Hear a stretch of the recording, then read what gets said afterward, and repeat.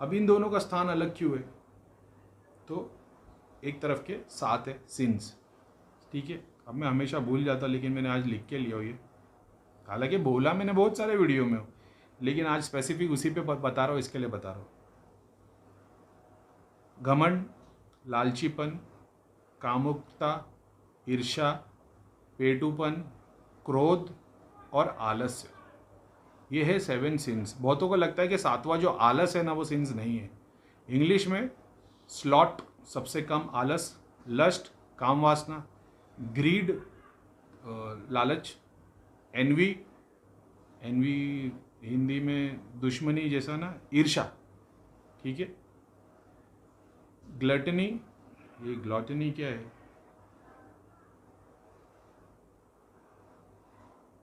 हाँ मेरे ख्याल से पेटूपन है ग्लॉटनी, पता नहीं, एक दूसरे की बुराई करना, मेरे को पता नहीं इसकी मीनिंग क्या है। रैत तो रहती है, एनवी और प्राइड, सबसे ऊपर ईगो है। ये हमारे 7 सिंस है। सेम चीज़ जो लेफ्ट में 7 सिंस है, ये जो दानव है ना, ये उसके दानव या जो भी बोल दो, जो सूक्ष्म शरीर है, ये वाला लेफ्ट वाला, उसकी ये कैरेक्टरिस्टिक्स है। अब जो राइट में है ना, सेम जो तुम्हारे ऑपोजिट है, जैसे आलसपन है तुम्हारा, तो आलस का ऑपोजिट क्या है? फुर्ती है, डिलीजेंस है। मेरे को हिंदी में नहीं मालूम है, इसके लिए मैं इंग्लिश में पढ़ रहा हूँ, क्योंकि भैया हमेशा काम, क्रोध, मोह, लोभ, तो वो अपने को उतना याद है, बाकी के वो इंग्लिश में मेरे को पता है, हिंदी में नहीं पता। सेम चीज़ लस्ट है, तो लस्ट का है चैस्टिटी, ठीक है। ग्रीड है मणिपुर का, तो मणिपुर का ये चैरिटी है। एनवी हार्ट चक्र, ठीक है, इसका है काइंडनेस।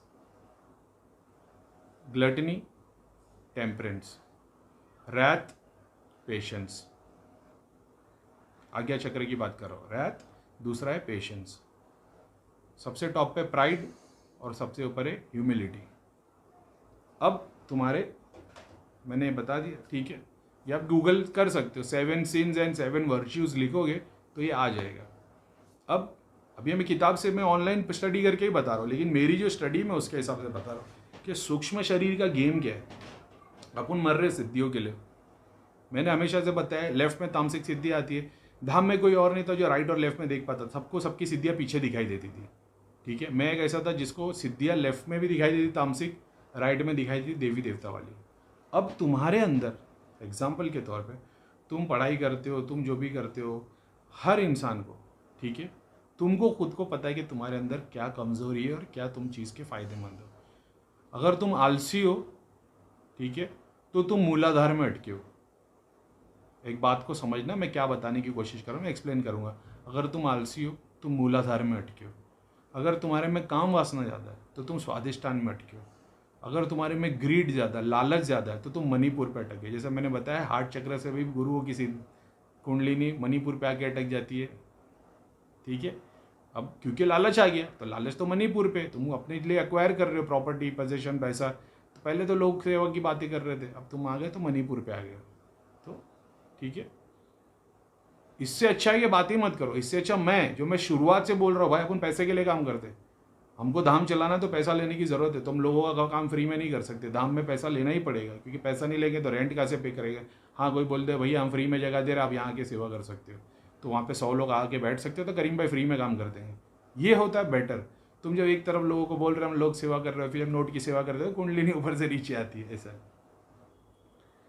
तुम्हारे को अगर हसद है, दिल में जलन है, लोगों के लिए ईर्ष्या है, तुम अपने छोटे की बढ़त देख के अपना अगर दिल छोटा हो जाता है, तुम देख रहे हो अरे मेरा शिष्य तो मेरे से आगे निकल रहा है।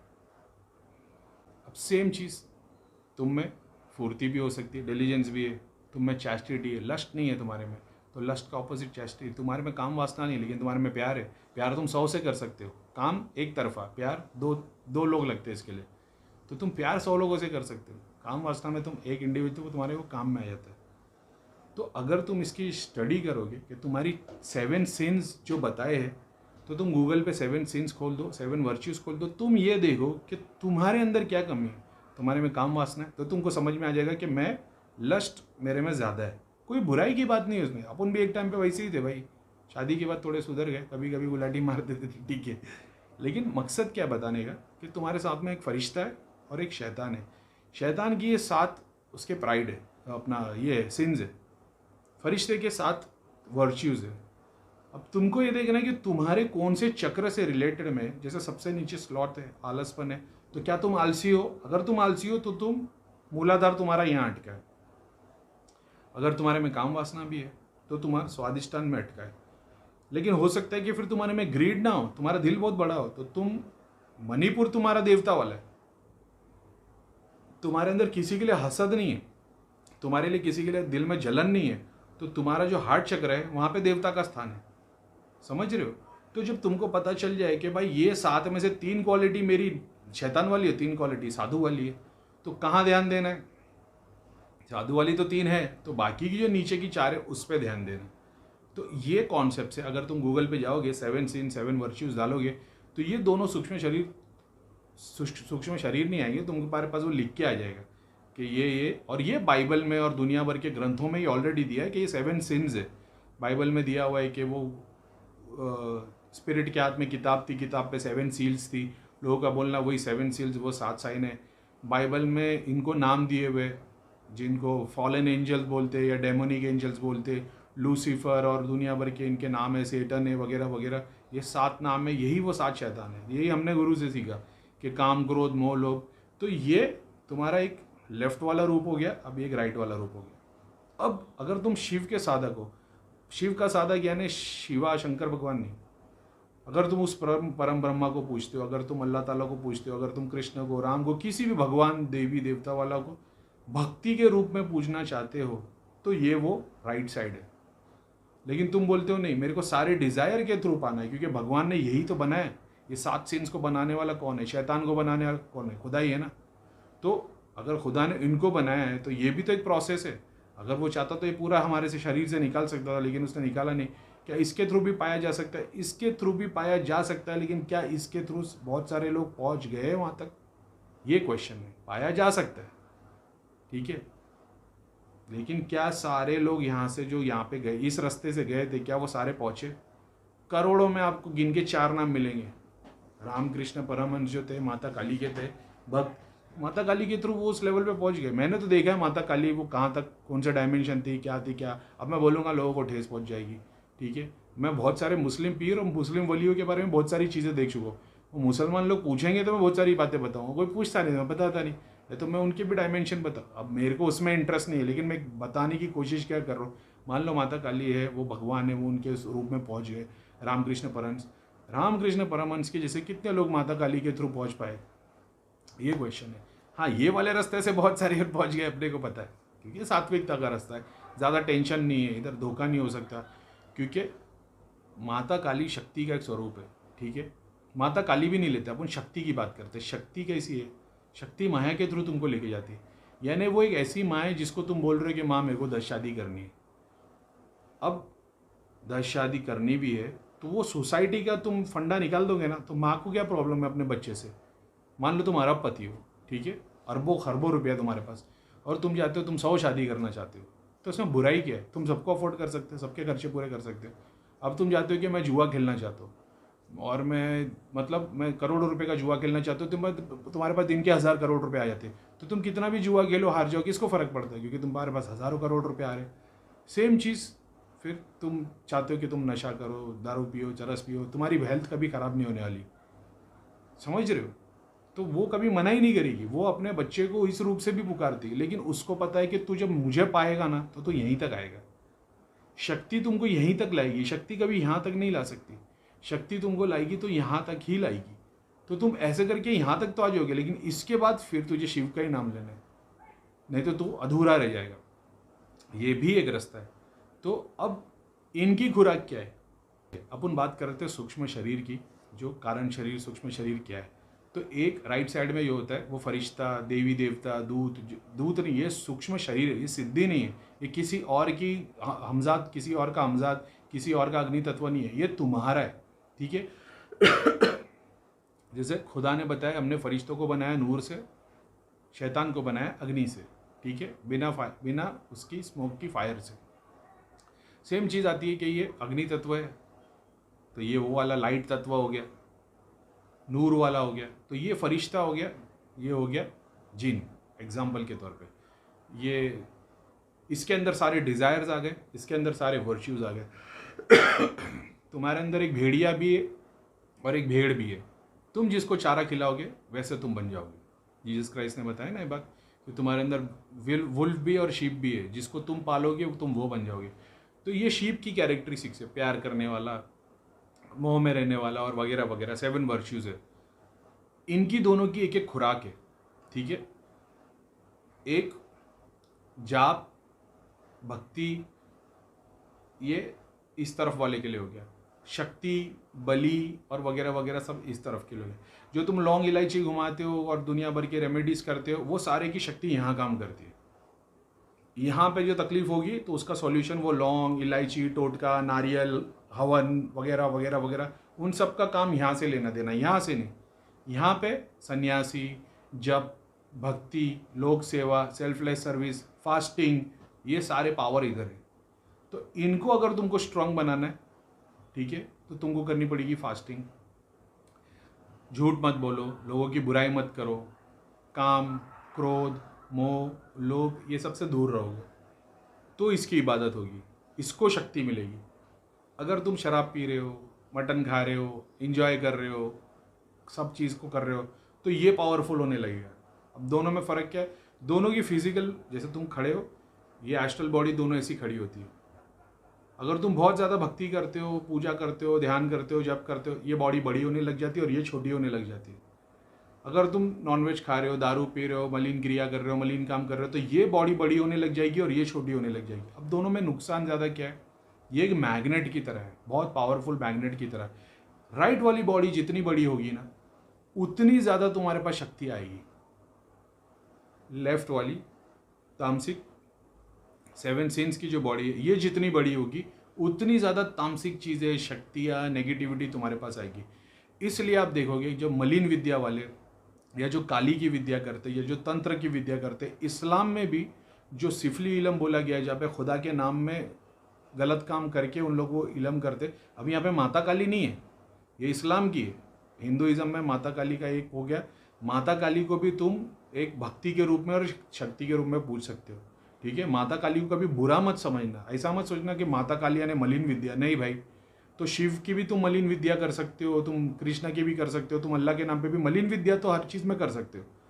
तो तुम कुरान से ही उगड़म बगड़म ऊपर नीचे करके अल्लाह के नाम पे तुम मलिन विद्या कर सकते हो। उससे भी आती तो शक्ति शैतान की है ना वो, तो अपन उसकी बात नहीं कर रहे, समझ रहे हो। तो ये चक्कर में मत आना कि माता काली मलिन है। माता काली मलिन नहीं है भाई, माता काली शक्ति का स्वरूप है और वो भी भगवान, ठीक है, समझ में आ गया। तो ये सारा कुछ इधर आ गया लेफ्ट में, इनकी शक्ति और वगैरह वगैरह उसमें आ गए। अब इनकी खुराक है, क्या खुराक है? जब करोगे, फास्टिंग करोगे, सेल्फलेस सर्विस करोगे, ये सूक्ष्म शरीर बढ़ता रहेगा। सारे लेफ्ट वाले काम से ये शरीर बढ़ता रहेगा। अब जब ये शरीर बढ़ेगा तो ये इनकी एनर्जी को पुल करेगा, ये शरीर बढ़ेगा तो इनकी एनर्जी को पुल है। तो बहुत सारे लोग सात्विक काम करते तो सात्विक एनर्जी पुल करते, जो तामसिक काम करते तामसिक एनर्जी पुल करते। अब फायदा नुकसान वाली बात क्या है? इसके लिए आप देखोगे कि जो तामसिक की पूजा करता है, तामसिक का, इसके काम बहुत जल्दी होने लग जाते। क्यों? क्योंकि अपनी जो दुनिया है ना, ये दुनिया को अगर एस्ट्रली देखा जाओगे ना, तो इसका 70% हिस्सा ब्लैक है और 30% वाइट है। तो ये 30% है ना, जो वाइट फरिश्ते, अच्छे काम करने वाले वगैरह वगैरह, और जो 70% है ना, वो जो डार्क एनर्जी, डार्क नेगेटिविटी है, ऐसे उस कैटेगरी के। तो क्योंकि वो तत्व ज़्यादा है तो वही उसको पुल करता है। वो पुल करते तो तुम्हारे डिज़ायर पूरे होने लगते। जब तो डिज़ायर पूरे होते ना, तो तुम कभी भी शिव को नहीं मिल पाओगे, तुम कभी भी आध्यात्मिक नहीं हो पाओगे, भगवान को अचीव नहीं कर पाओगे, क्योंकि तुम डिज़ायर के साथ में रह रहे हो। तुम्हारे अंदर काम नहीं है, क्रोध नहीं है, मोह नहीं है, लोभ नहीं है, कुछ नहीं है। लेकिन अगर तुम्हारे में ईगो है, तो ईगो तो सबसे बड़ा है। ईगो तो वो क्राउन है शैतान का। तो अगर तुम्हारे अंदर ईगो है तो तुम्हारे नीचे के 6 सिंस भी कुछ काम के नहीं है। यानी अगर तुम्हारे पास ज्ञान का घमंड है, तुमको इस बात का घमंड है कि मेरे पास ज्ञान है और मैं ज्ञान से लोगों को भगवान के बारे में सब कुछ बता सकता हूँ, तो तुम ईगो में आ गए और तुम सिर्फ और सिर्फ मतलब लोगों की भीड़ इकट्ठा कर सकते हो, लेकिन उसमें से किसी की मुक्ति नहीं करा सकते, किसी को स्पिरिचुअली आगे नहीं बढ़ा सकते, ठीक है।